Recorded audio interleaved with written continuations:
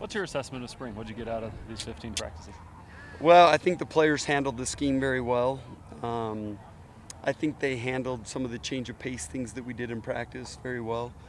And the depth chart solidified itself in a lot of places, and in a lot of places we still have a long ways to go as far as solidifying that depth chart. But overall, I think it was a huge positive. We stayed relatively healthy, and that was another key factor that we wanted to accomplish. Aaron said it was the most physical spring practice he's seen since he's been here at BYU. Was that by design? For sure, by design. I think it's a way. Being physical, I think, actually helps you stay healthier in the fall, just because the players get used to the pounding, get used to the banging, get used to the tempo at which the games are going to attack them at. So I thought that was a huge part that, Kalani and I and A-Rod were all on board to do this spring.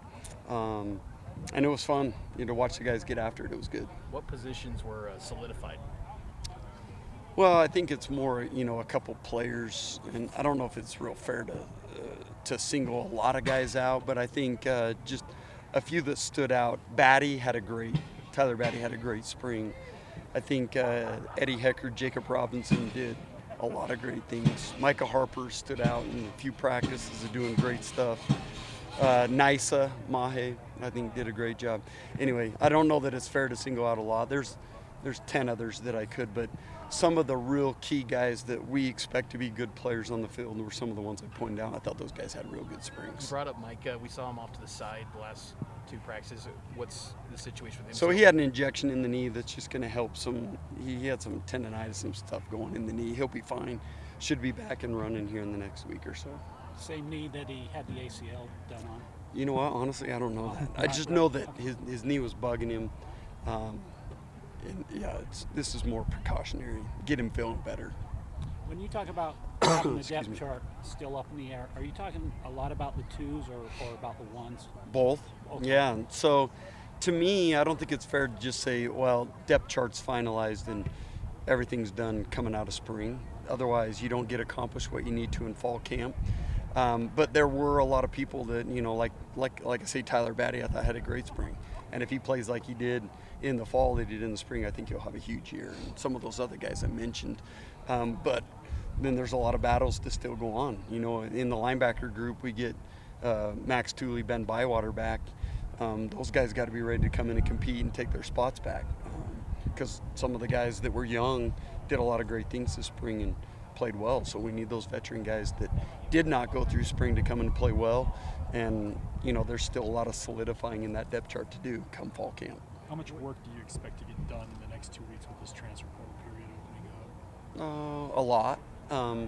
I think that there's some guys that we already have interest in that will be announcing soon what they're doing.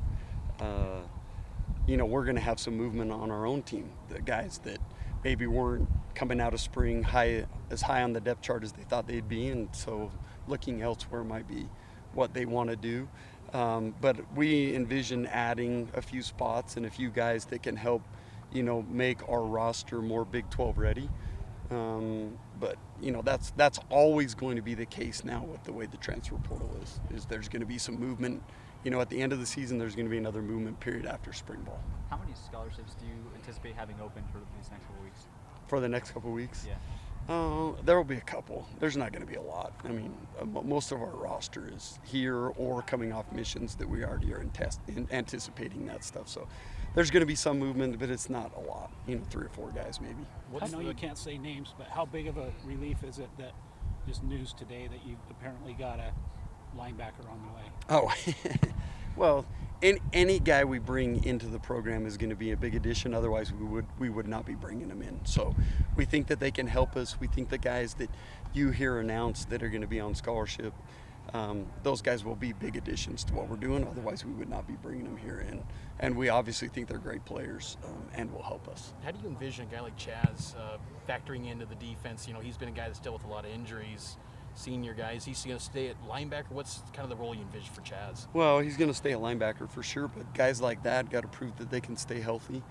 And guys like him got to prove that, they're ready to battle the other guys that are in the group that have gone through spring and done some other things. And that's a veteran guy's job, is to solidify exactly who they are and what they are and the reality is this coaching staff has not seen some of those guys. And so those guys still got to win us over in a way. And it's not just him, there's others.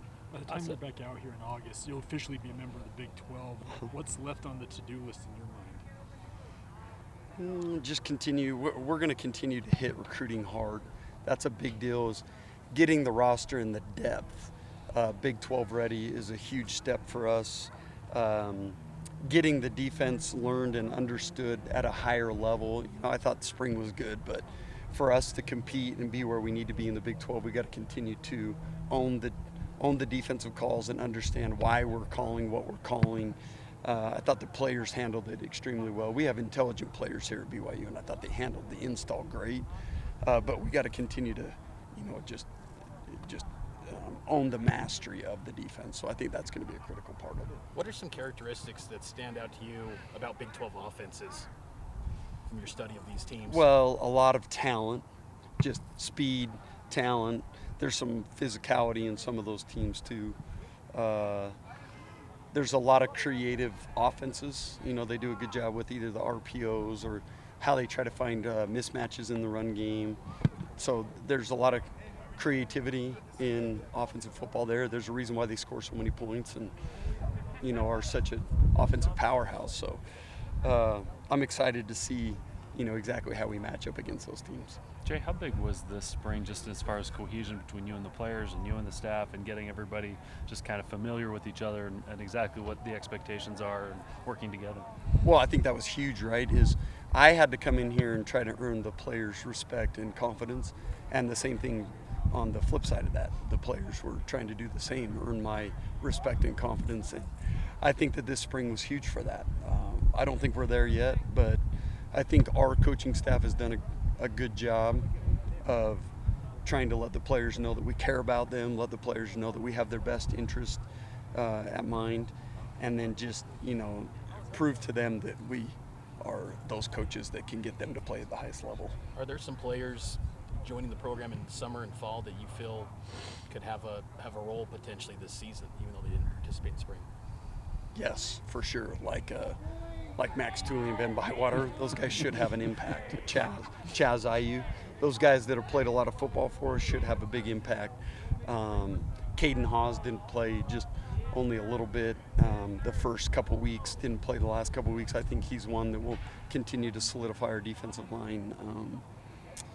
And then there will be some additions that you guys will hear about soon that we can't talk about. But yes, we're always looking to improve, whether it's through scheme, technique, the way we coach, or the roster on who we recruit. We're always looking to improve. How do you feel about the buy-in from this, players that you mentioned that some of these coaches have never seen before, the buy-in that these guys had in spring? So for the most part, phenomenal. I think the players have really taken to the coaches. We have great kids that want to be good. They want to do things the right way. They want to trust you. We have great kids, and I think the buy-in was very good. I couldn't be happier about that part. You've gone through your first camp now as a BYU coach. How's the experience been so far? Good. I mean, BYU has tons to offer. We know that, right? The going into the Big 12 is a huge deal. The facilities that we have, the administration that we have, and their support to football and athletics is huge. The fans have been outstanding. So, we got to do our part. We got to go out there and win football games and prove that we belong. But the reception's been great, and just everything about the program we've loved so far. How big of a factor is NIL in football, transfer portal recruiting? We hear it a lot in basketball, but is it as big of a deal with the NIL, like securing the bag for these players? Like, how much is that playing a role? Well, so I think it's both. Does it play a big role? Yes. Do I think it gets over talked about and exaggerated? Absolutely. I think a lot of the stuff you hear out there is very exaggerated. I think people try to inflate what they're doing in NIL a lot, and at the same time, I know just it's a big part of college football, and we feel like we're right there on the cutting edge of what we need to be doing. And Kalani and administration and people have plans for exactly what we need to do to stay with the top competitors. So bottom line, it's something that we don't really talk about individually with the players or anything, but we know is out there, and we're not going to stick our head in the sand to it. And we got to do our part, and it's a deal, and it's here to stay. So. You can maybe point to your experience at Utah transition from the Mountain West and the Pac-12, but what does Power 5 affiliation do on a recruiting trail to kind of boost the profile? It does a lot. You can get in on a different caliber player consistently. I mean, BYU's always got in on some big-time guys, even though, they might have been 4 or 5-star guys, but they got them because they wanted to come with the church affiliation or whatever it was. But now we can expand that pool to even more people that want to come here because it's Power 5. They want to come live in the Wasatch Front or play in front of the fans that we have, and it's going to help bolster the depth quicker than if we weren't a Power 5 school, and it does. It helps in recruiting a lot, and we have a lot of interest in big-time guys wanting to come now that maybe we would not have gotten in the past had it not changed. As Mitch mentioned, you went through the transition at Utah. How different will the transfer portal make that transition for these guys, for BYU jumping versus what you guys dealt with at Utah? No, I think it's a process. We went through a process there. You got to continue to bolster your depth, bolster your roster, try to get better in everything you're doing. But it doesn't happen overnight. It won't happen overnight. The transfer portal, I've seen teams get really good fast in the transfer portal, and I've seen them get really bad in the transfer portal. And it's still hit and miss. Just because they're transferring from another school doesn't mean they're all surefire takes. So I think you got to be really smart on who you take and be very judicious in who you take. But is there an opportunity to get better with it? Absolutely, and that's what everyone's trying to do. When do you plan last to, question for Jay. When do you plan to settle in here in Provo with the family? Yeah, soon. I'm tired of commuting. I think I've made that pretty obvious, but tired of commuting. Sometime soon, we envision being down here. We were letting the 2 younger ones, Jacob and Allie, finish school. So we've not been in a rush, but soon. We're guessing June, July for sure we'll be down in the Provo area. So thanks, guys. Thanks, Jay. Appreciate it.